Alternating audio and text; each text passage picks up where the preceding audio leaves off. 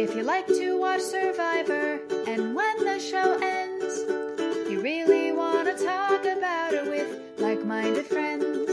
It might be hard to find some, but don't you shed a tear. Check out the Purple Rock Podcast, and this is what you'll hear. John will make some dumb jokes, Andy likes to yell and curse, and if they're not available, the backup hosts are so much worse. We'll spend the whole time being jerks and telling you you're wrong. So we found a nice person to sing you our theme song. It's the Purple Rock Survivor Podcast. Welcome to the Purple Rock Survivor Podcast. I am John. My co-host is Andy, the original band getting back together, and we're finally putting to rest this season that we hope to never speak of again. A thing that I never thought we'd be saying several weeks ago, but here we are, Andy. Welcome to the hell that we've entered. Woo! Yay. I've been talking about this for, I don't know, like a month straight, it feels like, so lots of fun. Yeah, real downward spiral of enjoyment here. Yeah, and I'll say, despite the major catalyst not being in this episode and barely even referred to, not much better. There's a lot that this finale was able to fail on its own in many significant ways. Yeah. Let's talk about the elephant that wasn't in the room tonight. The whole Dan situation, it was not mentioned really at all in the actual show. We did get a little bit of talk of it at the reunion. Very interesting, like, awkward transitions where, like, oh, awesome season, guys. Super cool. Want to talk about it. By the way, coming up next, we'll talk one-on-one about Kelly getting harassed. And then it's like, from Kelly getting harassed, stay tuned. Season 40 stuff coming up. It just tonally, the shifting was so jarring. Yeah, so like, yeah, just critiquing like the message delivery instead of content. I'm with you with that. And also, my wife was asking about this, and it's like, I don't know if Dimples Probst is built for this. You know, he tried, you know, and then, you know, content wise, I have other things to say, but like, he is still like the consummate huckster with always that kind of optimistic grin. Even when he's trying not to grin, you know, it looks like he is a bit because of, you know, those indents in his face. And it's just like, man, you just don't have the gravitas for this. You just don't. Which is funny because, I mean, he once upon a time wanted to be a talk show host and wanted to be like, you know, the Oprah type who's going to have these nice feel-good interviews and dig deep with the questions and sensitive topics and things like that. But it's really not his wheelhouse. Yeah, I believe he wanted to be that. We don't always get to be what we want to be, you know? Like, I think that just ain't him, you know? I think he is, you know, somebody who will, you know, is a constant optimist, who will always be selling, who will say ridiculous things, contradictory things to previous statements to constantly sell. He's a carnival barker. And frankly, like in times in the past, we've loved him for that. Yes. It's not that we don't know he's full of shit. It's that we embrace that he's full of shit, you know, but this isn't one of those scenarios. So yeah, just in the presentation, not in the content itself. It's just like it didn't quite feel right. And I wonder if there were ways there. Like, I don't know that you can bring somebody else to talk about this because there was a part that he needed to, you know, say, right? Yes. It needed to come from him. And, yeah, I don't know, like an outsider, like, you know, you're not going to bring in Bryant Gumbel or something like that. That didn't work out so well. But it's just, in the whole situation. And one thing I do wonder if it would have worked better is if that segment was not recorded in front of the live audience. Yeah, it was a really awkward thing for Kelly, and I felt very bad for her because, and I mentioned this in our comment section too, it's just, it almost forces her into speaking for a group, which, as she pointed out, is filled with pressure. Yeah. It's really putting a whole lot of weight on her shoulders, and, I mean, she paused several times, she's clearly out of her element several times and recovered, to her credit, in a very difficult situation.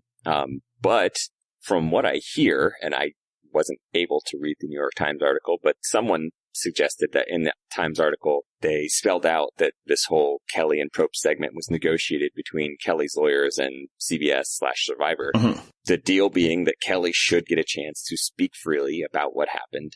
So I don't know if the apology from Probst was part of that deal or not, but it was certainly long overdue. Yeah, I mean, I suspect it was. And I'm not even necessarily suggesting that the only way that they do it is by being forced. I think it's, if we apologize, you can't use that against us in potential, litigation, I think is probably where they were going with that. And yeah, like, I think she did really well under all the circumstances. I'm just thinking, like, in ways that it could have been easier for her, maybe not in front of a live audience. Now, that said, I don't know that maybe that was what she wanted, right? Maybe she wanted to speak in front of the live audience. And also, if they pre-tape it even earlier, like, one thing you run into is, criticisms of editing, which has obviously been a major criticism of this entire presentation. So at least this way, we can reasonably believe that things weren't left out. Obviously, that potential still exists because this was filmed 4 hours earlier, but, I want people to understand that, like, a 1 hour lead time before this thing needs to get out to your affiliates doesn't give you a lot of time. That just covers your ass if something, like, major goes bad. But I don't believe that the live parts of this were heavily edited. It was definitely not taped for 4 hours and then shrunk down to an hour. I mean, or it wasn't even an hour. It was probably 35 minutes after you factor in the actual show spilling into the reunion time. But yeah, I agree with you. She handled herself about as well as you could in such a situation, especially because she's sitting there in front of the families of other players on the season. Mm-hmm. So it certainly could have been really awkward for her from what we've heard. And again, this is all secondhand stuff, so I don't know how much I trust it, but she might not have the full support of some of her fellow castmates. So damn, that's really difficult for her. And it just hammered home the problem I've had with the whole back half of the season since the merge. It's just, God, it's so cripplingly depressing to watch this season play out. But now I want to talk about the content of what was said, because I think, I'm not on board with, like, we spin this into a positive. I'm not, like, we don't need to go to that level. I'm also not ever going to suggest what people need to do with their anger about this. But what was said by Jeff, by Survivor, and also the release they put out beforehand spoke to a lot of the, corrections and stuff that, like, we as a Survivor community, and I'm guessing experts, it sounds like possibly Kelly herself, have been looking for this situation. And, obviously you could say, and you'd be right, that things like this should have already been in place. You could say that the time to do this was, before Kelly was voted out of the game, and both of those things are true. But the next best time to do something like this is now. Right? If you screw up in the past, you can't just say, well, what can we do? We didn't do this before. No, you fix it as soon as you can.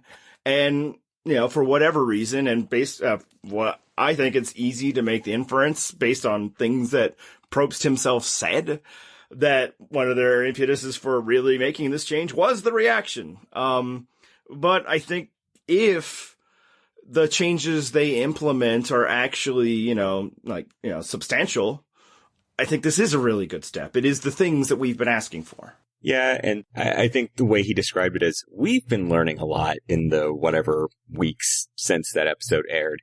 And yeah, the way they've been learning a lot is the feedback they've been getting online mostly. Mm-hmm. And, that feedback was rightly outraged, at least in the corners of the internet that we frequent, including our own. Yeah, and even some of the ones we don't. Like, I don't want to, be too snobby. Like, it sounds like this was a fairly common thing, maybe not in the dankest of corners, but, like, it sounds like some of those other places that we love to make fun of were, by and large, in line here. Yeah, I mean, I want to give full credit to Survivor Twitter that we constantly make fun of, because there's some terrible voices out there. But I saw incredibly little in the way of dissent from the overwhelming majority opinion that, like, you show fucked this up and should have done better. I mean, I feel like I saw more dissent back with the Varner debacle in Game Changers. So, progress. Wow. Unified Survivor fandom on this one. Yeah, and we should be clear that it's more likely, or almost completely likely, that if it's fan conversation, it's from those other venues. I'm not suggesting that they're frequenting our comment section or anything like that. Yeah, ours was 100% in support of Kelly and Believing Women. We've cultivated a very good audience on our site. That's me tooting our own horn, because we deserve it, I think, for that one. I guess, but, we are also incredible assholes, so it's a weird paradox. It's strange how it happened, but hey, sometimes flowers grow where you don't expect. Anyway, back to the whole Dan topic. I did enjoy that, there was some admission of doing wrong, because I've been waiting for that for weeks. As you mentioned, Probst was just doing the marketing machine thing, and it was so tone deaf and just skimming over questions and being like, that's something we're really going to need to address. And just these bland platitudes. And I felt like there was at least something there. And I'm with you in that, yes, it's too late, but at least it's happening. That's too late is better than never.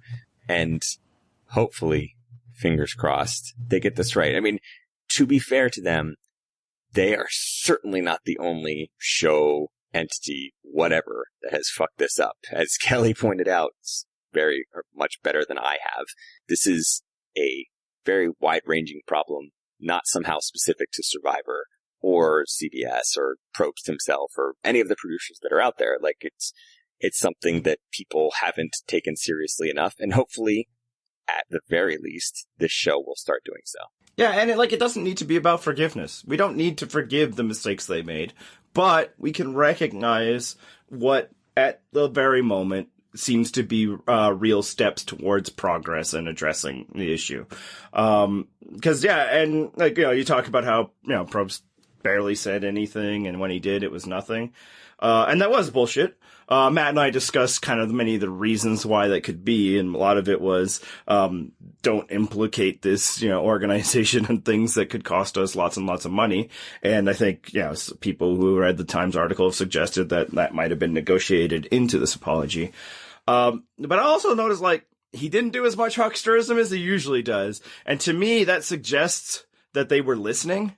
And I don't say this as a positive for them, but as a positive for us, the community. The voices were out there. They were relentless. We never moved on. And by we, I'm talking about the whole community. There wasn't a time when we were like, oh, well, that was unfortunate, but yay, Janet, or look at how kick-ass all this stuff is. Once it was broken, we were out, and there was no time to come back. So if nothing else, they realized, they need to do this for their show. Even in the most cynical of reasons why, they would want to do these corrections. Even if you don't trust an organization to look after people, they now know they need to do this to look after the product. And I think that was, our, and by our, I mean a community, not you and I, our voices. And they were listening because they weren't saying much. If they weren't listening, Probst would have still been out there being like, oh, you won't believe what's happening next. It's the biggest blindside ever or anything. And he just went radio silent. So, I think as a community, I think Kelly, most especially herself, can feel proud that they, were able to make some kind of institutional change. Now, whether it'll be successful or not, we will have to see. Whether they will let us see, of course, because it's an edited program. Because sports teams employ, people to look after the health of their players, right? Yep. Who do those people work for, right? Exactly. It's like an HR department. I mean, you know what they're there for, but again, who cuts their paychecks? Yeah, so generally a trainer's job often is to get the player on the field to make the money for the organization that plays the trainer. So let's hope that this other person is empowered and, independent. Because, a big thing we kept going back to is they need somebody outside the process of making a show, outside the process of a game, being like, all of this is more important than your little show and your little game. And so, here's hoping, the biggest hope is, here's hoping stuff like this doesn't happen again. Exactly. And that's not a small thing. The fact, would you want to be the other person that goes on Survivor and, after everything that's been turned around, it's like, yeah, I can get away with it. I think there will be some caution exercised by future Dans to the degree that they can help it. And moreover, I think by the show itself. So that would be the first hope that it doesn't happen again, but that the person that they have on there remains empowered and independent. Yeah. And I mentioned how cripplingly depressing this season has been to watch, but it's just as equally, I think, frustrating to think about how dramatically better this season would have been had the right thing been done, had Dan been removed earlier.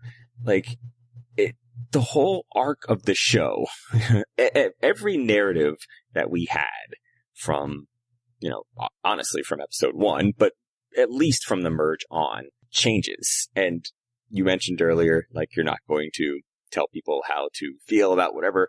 Similarly, I'm not suggesting other people should do this, but I have sympathy for someone like Missy. And again, not saying other people should, but, if Dan had gotten removed, Dan's behavior could never get leveraged in a way to engineer a potential blindside. It doesn't become this, like, game piece that you're working around. And Missy's never telling Elizabeth to play up Dan claims. That decision should have been taken out of their hands. Mm-hmm. And then we could have gotten to evaluate Missy as just a player rather than Missy as a human in her response to these events. And even then I have some sympathy because in the moment you're in a very unrealistic situation. It's not real life. No one really knows how to act in that time. And yes, you do have some personal, moral, ethical codes or whatever, but those sorts of things are you routinely get messaging during Survivor to leave those things behind in order to play a better, more entertaining, more vicious game. Mm-hmm. As you mentioned earlier in the season, maybe that's just a terrible thing. Like, we're watching a terrible show. Yep.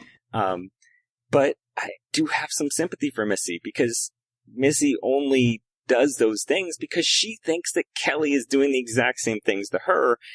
And that fucking sucks. That's not Missy's fault. That is happening because the show didn't intervene to make a better environment for their players. And so this has just become such a fucking what if season. And it made tuning in every week so discouraging. In normal seasons, you would root for comeuppance for people, like a Missy or an Aaron or a Lauren or whoever it is. But I couldn't do that this season because rooting for the comeuppance requires recalling why they are now the villains of the season. Mm-hmm. And you have to think back to that merge episode, which just crushes you every single time. And it was a wholly new experience for me this season. I don't know that I've had a viewing experience from this show quite this bad. Yeah, and there are some will say, like, this isn't the first time this stuff has happened on Survivor. And, nope. I'll counter with, some of the things we didn't know as it was happening. Some we certainly did. We're allowed to change and evolve and have a better understanding of what these things mean. Just because we didn't react this way in All-Stars or something, I would argue that nobody liked Thailand. So, maybe we didn't, react in the way, because of this. But I think, subconsciously, a lot of people were turned off for that season for many reasons. But, just because we weren't then doesn't mean we can't be now. It doesn't make us hypocrites. It means that we've evolved as a society and have a greater understanding of what these things are. So that's always, the least interesting argument for me is oh, well, you weren't this way before, so what does it matter now? I'm different now. We're different now. We can be different now, so, Thank God we can evolve. Yeah. You want to, not necessarily me because, whatever. Back then I wasn't making my opinions my own, but sure, if you want to call me out for my past, sure. Yeah. I've grown a lot since I was younger and I certainly wasn't in favor of those things in the past, but was I, all out on the seasons? No. Thailand I was out of anyway. All-Stars I certainly wasn't. But yeah, I'm different now. There you go. Look at that. That's a good thing, too. Speaking of soul-crushing things, let's talk about the Idol Nullifier and how it cost Janet the win. Oh, we always, with a new twist, like the Nullifier. I remember in David vs. Goliath, we're like, hey, we always reserve judgment on new twists. Let's see them play out. We might have some, not necessarily bias, but some preconceived notions about what might happen with certain things going in. Mm-hmm. But generally, we like to reserve judgment. And in that particular season, it ended up working out pretty well. From an entertainment standpoint, absolutely. Exactly, yes. One of the things that we didn't, I don't think, discuss previously about nullifiers is that as you get closer to the end game, they get much easier to use.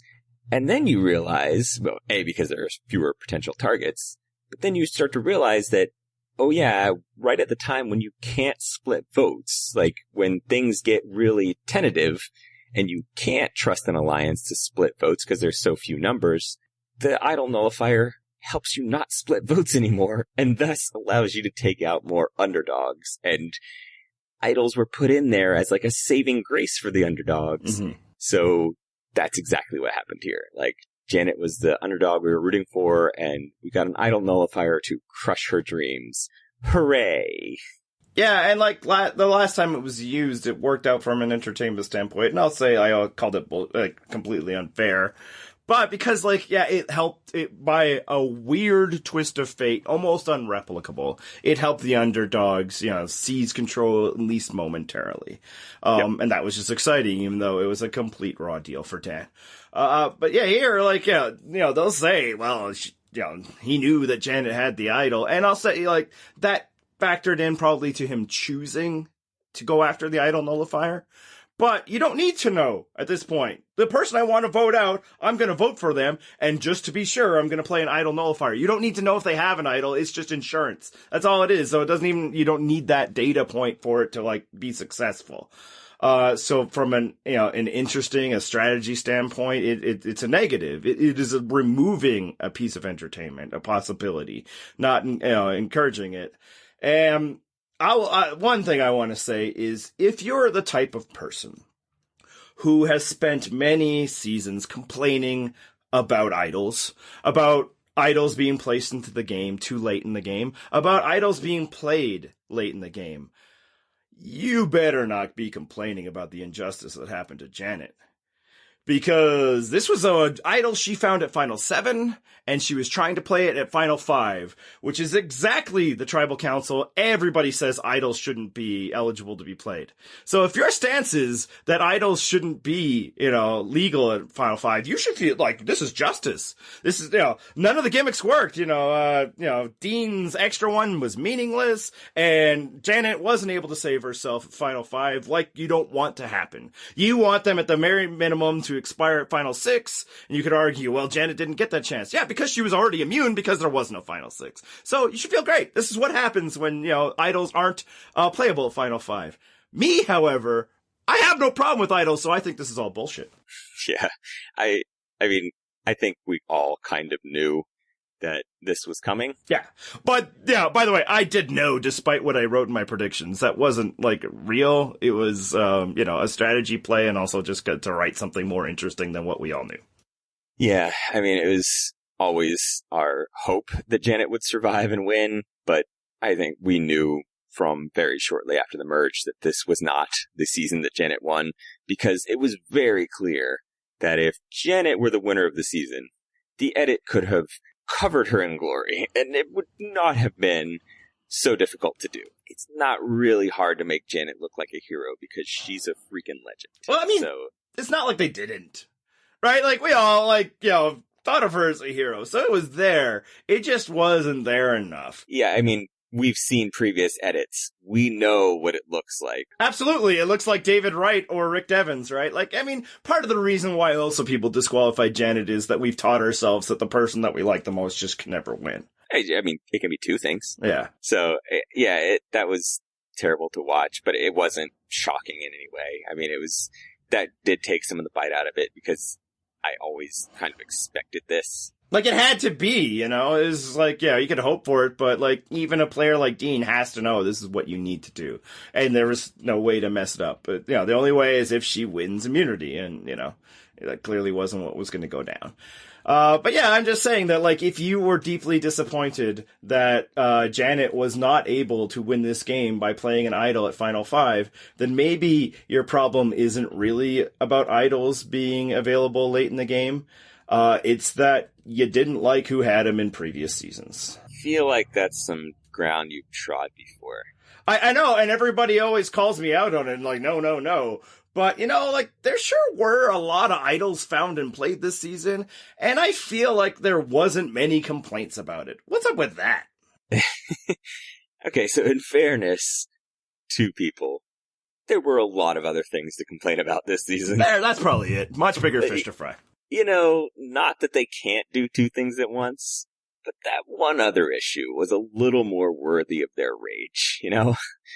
And of course, to your point, women getting so many of them certainly did help quell some of the complaints. Yeah, no, I think, that's probably what it was. We were angry about other things. I'll say that, like, I still saw some people being like, yes, Queen, Janet found one, yes, Karishma found one, yes, Elaine found one, even after all the damage had been done. But I don't know, maybe those people aren't anti-idol, so, I don't have the data, I'm not gonna look it up. I'm just saying that, like, even before, there was, like, a lot of idols before, the merge, and people were pretty happy about them. So, yeah. I do think, the temporary nature of them was a way to head off some of the complaints.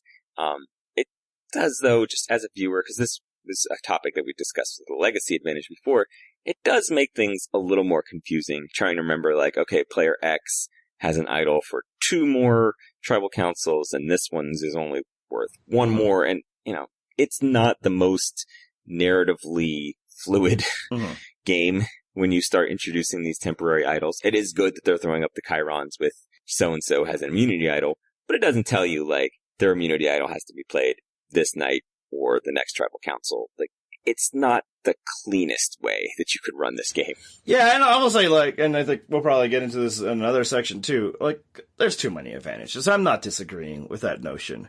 I just have no time for people who complain about idols and what they do to the game. I think, of course. That's, I'm not interested in that. Particularly because next season, we will get to deal with some people that have very successfully used such trinkets over the years. Yeah.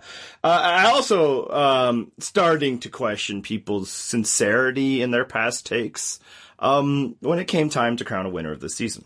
You, of all people? Frankly, before it came time.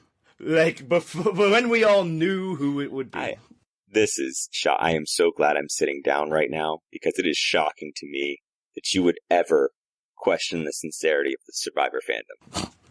Yeah, I mean, look, it's a weird season, so there's a first time for everything. But look, obviously I talked about this a couple of weeks, but then it was hypothetical. We got there, baby. We got the under-the-radar, no-gimmick king, Tommy, doing it all by doing nothing.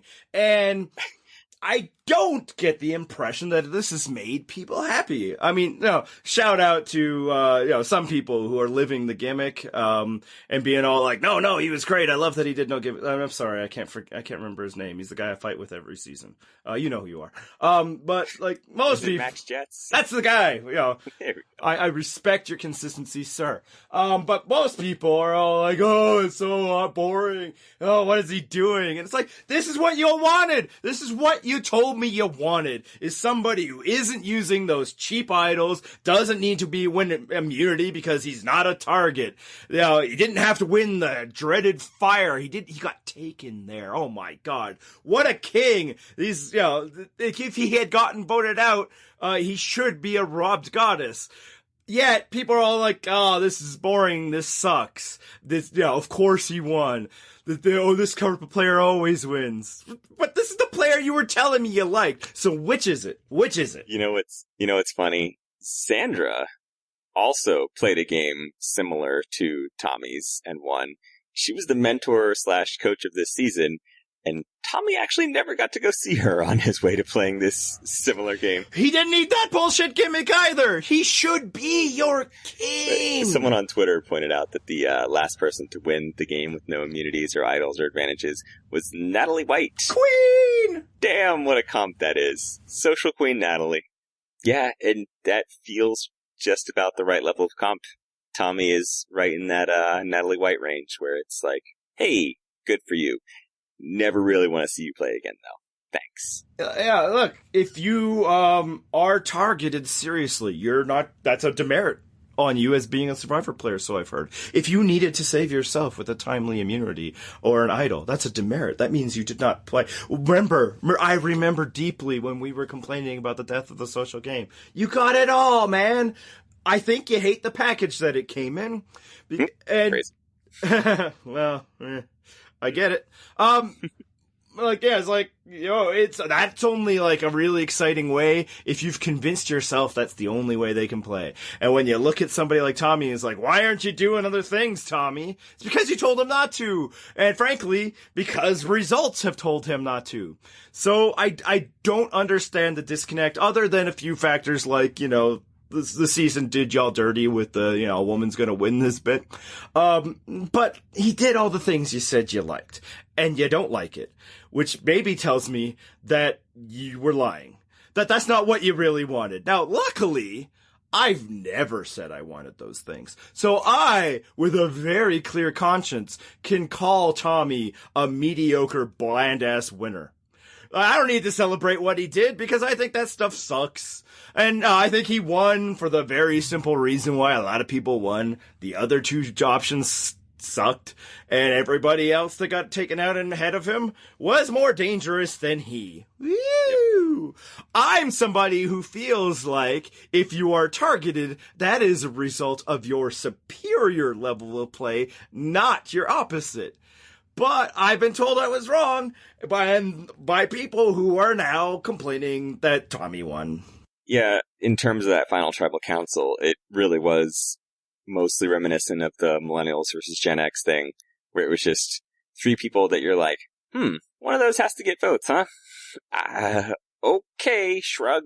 Tommy it is. Yeah, and Tommy was like, I think, clearly in their minds, head and shoulders above those other two because they dismissed the other two as nitwits. And Tommy was never a nitwit. He was well-liked. Remember our Queen Michelle, who has such amazing game that we couldn't understand because she was well-liked? Tommy is Michelle with, without the immunity wins.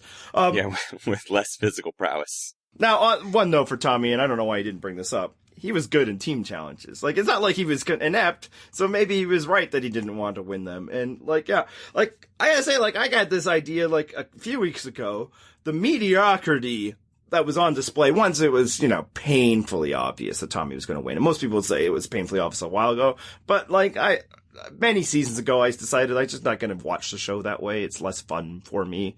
I honestly don't watch it a lot, thinking about the end until we're near the end. But honestly, it made me appreciate Redemption Island almost more. Now, I haven't watched it again. I don't know if I ever will. But it's I at least like to see people be awesome.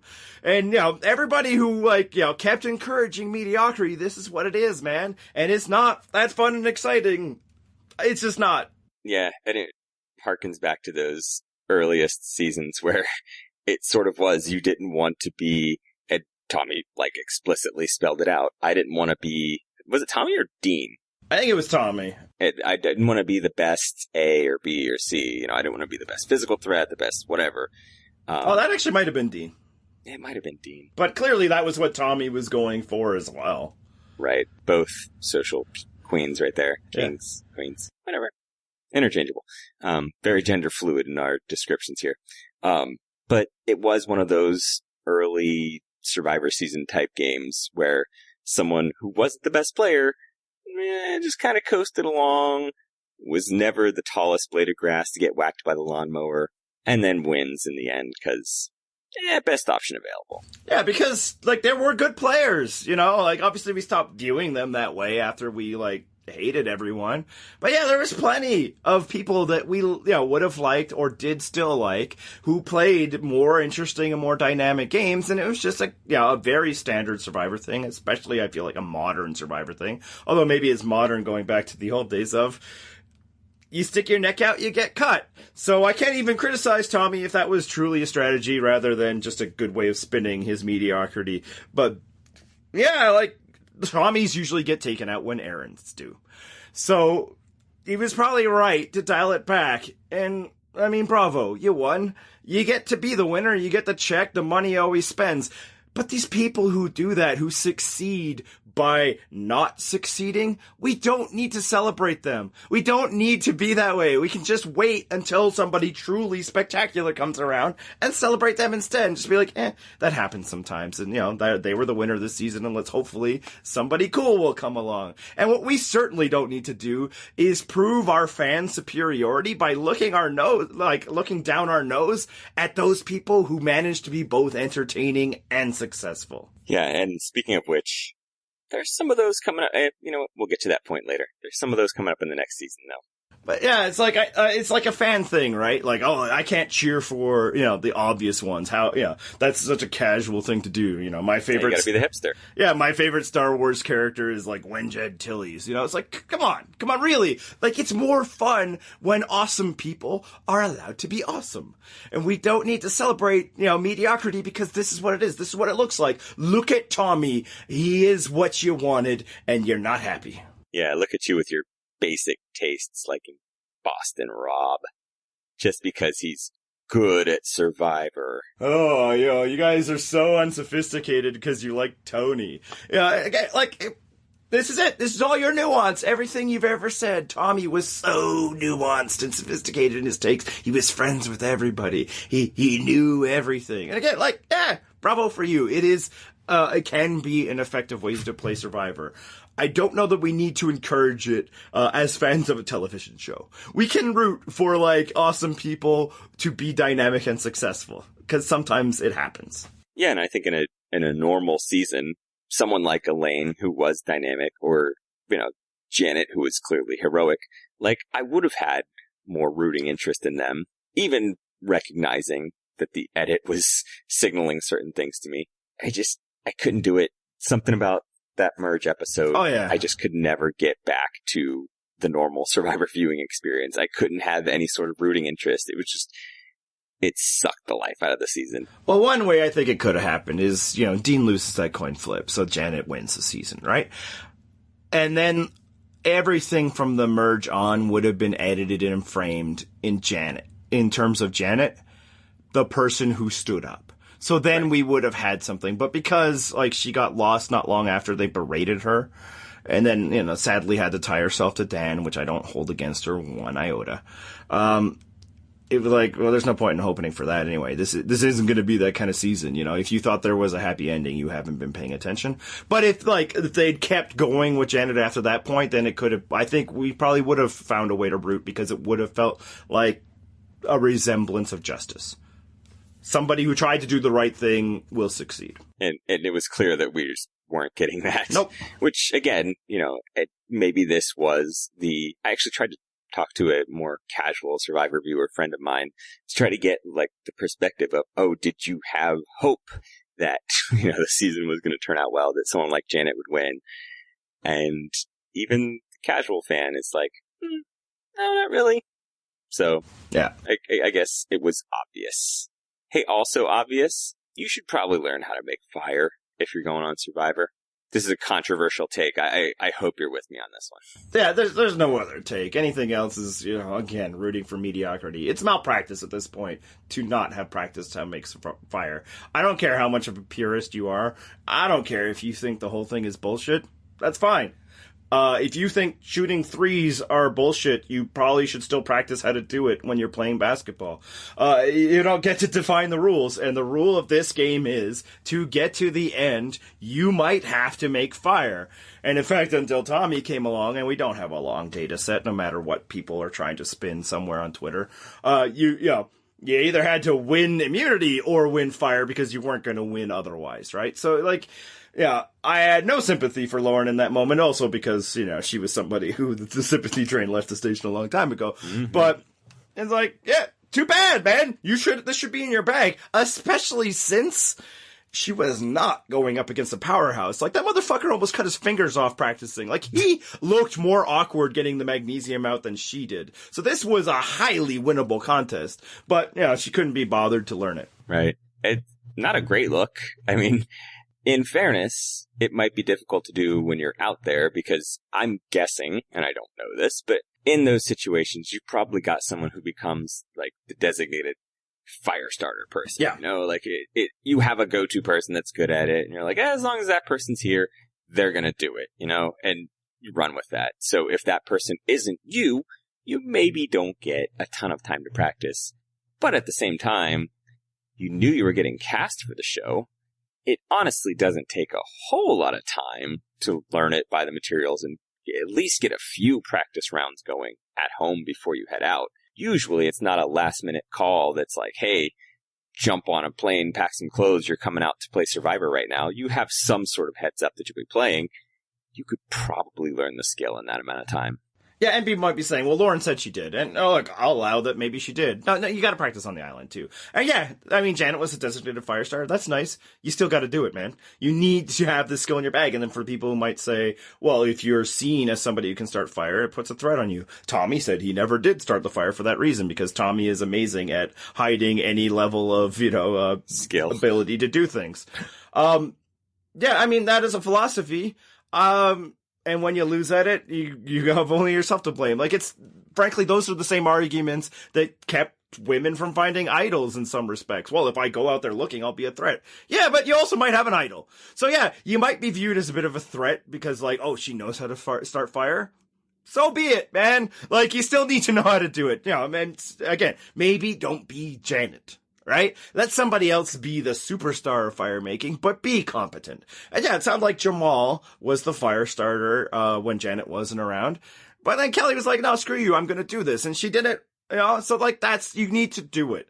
And just for your own purposes, if you have designs of winning this game, you need to know how to do this. And I don't care if you think it's bullshit. It's the rules that this contest is currently played under. Yeah. It's a skill you should probably have. At least be mildly competent. You don't have to be the Boston Rob that cranks out a fire in 30 seconds. But at the same time, you should probably know the basics. You should have watched some YouTube videos. You should have had, a cheap-ass machete and some magnesium sitting around your house. Even if you haven't done that, ask! You got 39 fucking days of doing nothing, man. Ask somebody to show you. Ask an alliance partner. Watch when other people are doing it. And do it sometimes. Do it sometimes also because it's shitty to always make somebody else do the chores. You're the college roommate who never does the dishes. Like, yeah, do it sometimes. You might get stranded on an island by yourself and, maybe the cameraman isn't feeling like doing it for you that night. Like, you need to know how to do it. And if you can't know how to do it, you have no one else to blame but yourself for losing because much as Lauren tried to make it seem like how unfair this is and all that, this is actually more fair than what purists would say you should have a chance at. Fair would be everybody voting your ass out like they wanted to. And that's not, hypothetical. Literally everybody said, I want Tour to be in fire and pick who is best to get rid of you. That was Nora's reasoning. It was Dean's reasoning. It was Tommy why he was happy to get taken instead of doing it himself. So they all wanted to vote you out. So this is your chance. This isn't unfair. This is like your lifeline. This is the only chance you have. And if you win this, she might have won the game. But because she decided it wasn't important, she couldn't do a better job than another idiot who was in the same boat as her. Yeah, so he won it instead. And we ended up with a mediocre as fuck final tribal council. Yeah, and actually, a quick note on that, because each year when, it gets reassessed to how much bullshit this fire-making thing is, and one argument I'll make is, I don't find it terribly entertaining.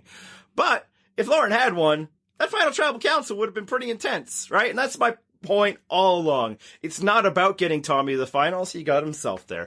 I don't think it's about getting Dean to the finals. I don't think the show cared. It's about getting two possibly equal people to the finals. And it almost happened. If Lauren had done, better than mediocre Dean at this challenge, we would have had a real competition amongst two people who were contending. Unless, of course, Lauren just destroys Tommy. So, again, that's why I feel they do this. Whether or not you like it is another question. All right, let's move on to a different topic here. The whole Island of the Idols gimmick. How did that land for you? We've seen it play out throughout the entire season. And did it stick the landing for you? Did you feel like it had a value add to this otherwise stellar season? I would say on balance, no. But interestingly, not in the way that we usually think of these things. The biggest objection we usually have to additional idol settings is that it's a waste of our viewing time, right? That's another location that we need to keep track of and all that. And I don't feel like it was that. I feel like, in terms of our time as viewers, spending time there was fine. Especially after a while, it's I'd rather spend time with those two people than almost anyone tainted by this game. So, from entertainment standpoints, it was okay. From, the coaching standpoints, utterly worthless and stupid. And from, what it does to the game, and basically that would be the necessitating of constantly handing out different advantages and such.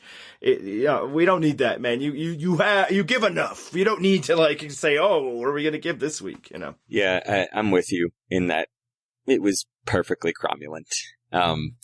I think the Dean flipping a coin and Vince having to army crawl were two of the dumbest possible lessons to have seen. But I'm with you on it being nice to have seen Rob and Sandra, particularly at moments in the season where I was like, please, anybody but this cast. So it was fine. I mean, I don't know that you need to do it again.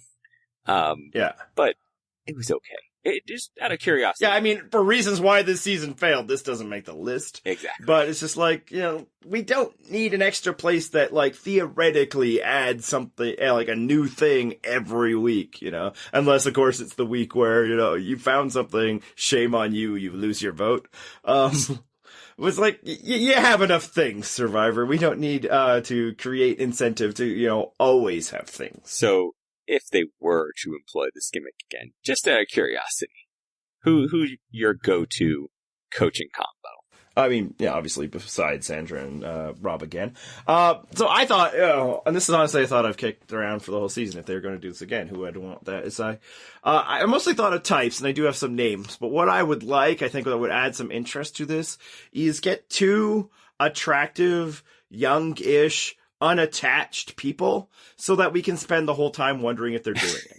Like that, I think, could be fun for us. It could be a value add.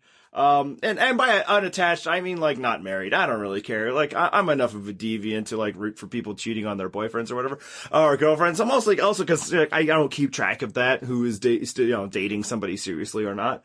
But, you know, so that's where I was at. And like, for example, you could throw, like Andrea and Wendell. So, like, they still have to be accomplished enough that they could credibly give some level of advice. But yeah, really, I just want, like, to open the floodgates of Survivor fanfic. You just basically want to know if there's a Bone Island situation happening there. Look, it'd be interesting because, like, you know, I loved the chemistry between Rob and Sandra as friends, but, you know, it wasn't heated, you know. And again, I wouldn't ship it because, you know, I respect the institution of marriage or whatever. But and you know, I don't want that to happen to the 4 mini Ambers. But you know, like, two people that, you know, I don't know what their status currently is. Yeah, let's watch it and just like look for meaning, you know, and see if there's tension early on. Then later, it's like, oh, they totally did it because, you know, look at the way they're acting now. The way they meaningfully look at each other when delivering the same spiel over and over again, or, you know, somebody, you know, hugs Andrea just a little too closely when they get there. You know, like, it had some fun. How ageist of you, though, to suggest that it has to be a youth to engage in such behaviors. You know, you can let, like, Silver Fox Tom have some fun while he's out there. I think he's married, so that falls against my other principle. And it's not like Andrea and Wendell are that young. Like, they're mid-30s. Like, you know, I mean, for us, I was going to say, you know, I've heard that on Survivor that basically makes you an old. That's a senior citizen category. Yes. We're going to get into that. But come on. You're with me on this, right?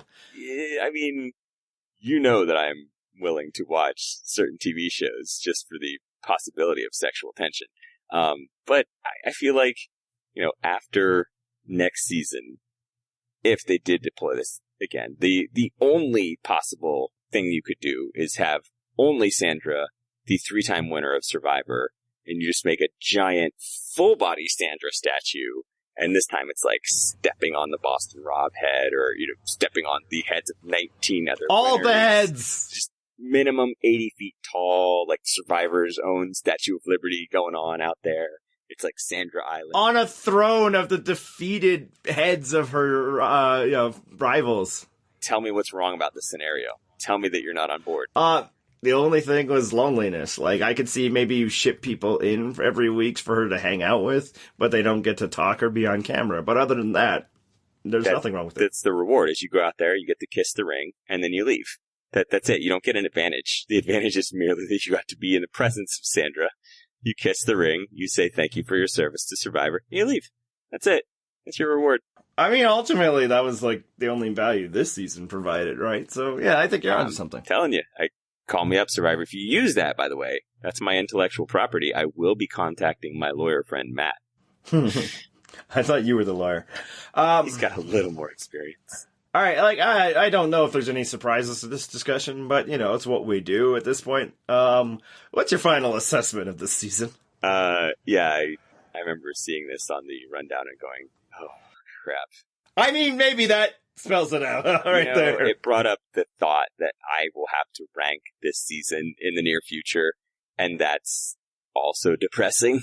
I think the best analog that I've got for this season when I go to rank is Game Changers, but I feel like the anger while watching this season was much more sustained than it was in Game Changers. The post-merge, like I mentioned earlier, it was just this mixture of anger and despair, and at least in Game Changers, it was like apathy and resignation. Just the sad realization that you were going to get someone like Sarah or Brad winning that season. This season is obviously going to be incredibly low in our rankings. I just don't know where within the basement it will sit. But man, with the exception of David versus Goliath, this has been quite the nadir. Yeah, it's been rough. I think the only real positives to come out of any of this is us, really. Just the entertainment level we bring when the show doesn't. So everybody, you're welcome. Yeah, no, some people for Borneo say, like, you can't even judge it. It just be pulled out because it's so unique, so different. And, I'm sympathetic to the argument, but I also think those people are wimps and just, man up and make a decision. But, like, this feels the same way because, if you can look at it objectively, we were really high on it, heading into the merge. There was, some, different things since then. But none of that matters. Like, it's not like, if you separate that one thing, you can't separate that one thing. It taints it all. And no other Survivor season made me feel the way this does. No other Survivor season. If you understand what that implicates, that is a big statement for me to be saying. I'm not yet committed to going all the way with that, but it's in play. Yeah. Because, there's just like, none of the other things matter. Yes, there were some great people, and yes, there were some interesting things.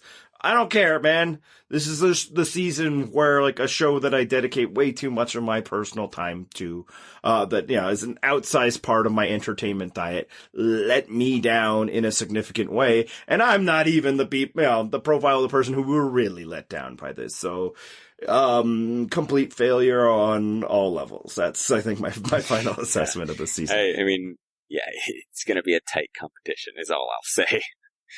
Yeah. And in the end, my least favorite type of winner won it. So there you go. That's even that. The thing that I hate the most out of this show when it's not stepping into real world things is, oh, cool, you can succeed by, barely succeeding. Woo! Hooray. On the bright side, hopefully the bright side, we got a next season coming not too far from now. That's all winners. Something. Oh, God, yes. Can you imagine?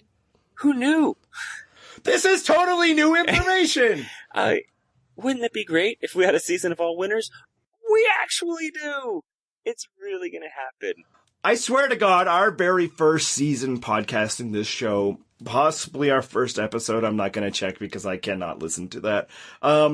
I talked about this is what I want more than anything, is this. And then we didn't even have some of these winners back then. Not that a lot of the recent additions are the ones I'm excited about. I think the problem for me right now is it's just a little tough to get hype in the current mood, I mentioned the tonal shifts of that reunion, and it's just hard to go from what we just watched being like, yeah, I'm gung-ho about the show again.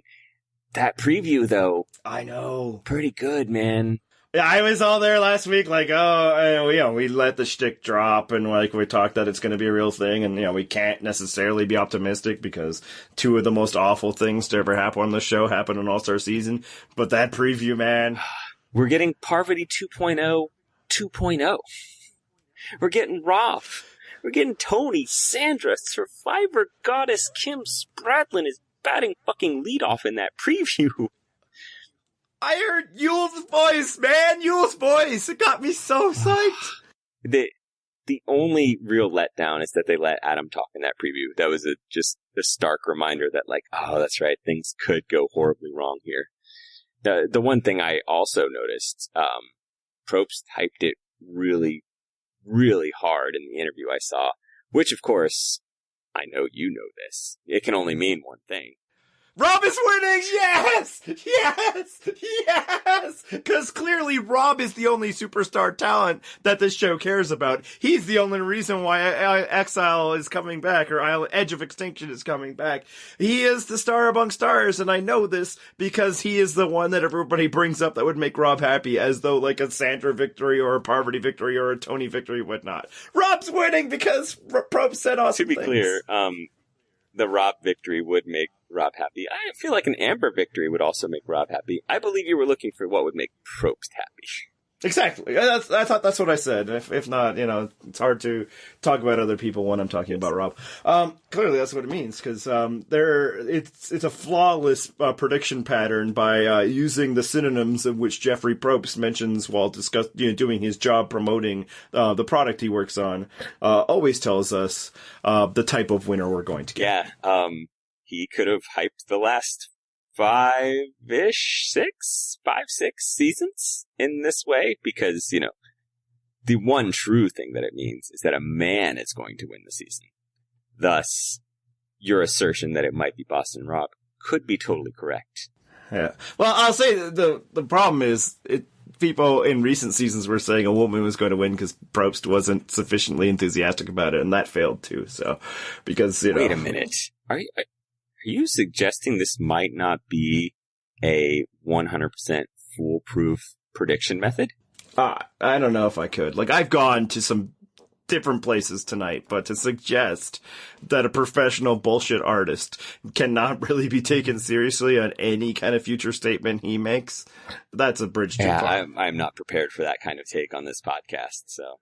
But, like, I'm excited. I am, like, there's so many people I wanted to see, and, before, like, when we found out this was going to happen, like, long before the season ever started, airing, we were like, let's not be negative about this. So many people, because that's, like, the only way they know how to communicate, went to the negative spots, but, like, right now, I'll say, if we get somebody winning because they chose to be as mediocre as possible, and all we get in the post-merge is everybody great taking each other out until, a Nick or an Adam or anybody, rising up the middle, I think I'll be done with the show. I think that'll be the final step. And, like, it doesn't, like, if Adam plays an awesome game that, like, is the sort of thing I like, then I'll like him. I didn't like Boston Rob and Marquesa.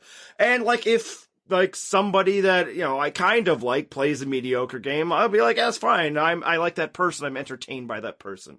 But if Survivor's proven that more often than not, the best way to succeed in this show is to not be good, I don't know if I can take it again. It's like watching a basketball game where everybody doesn't want to prove they can shoot or dunk.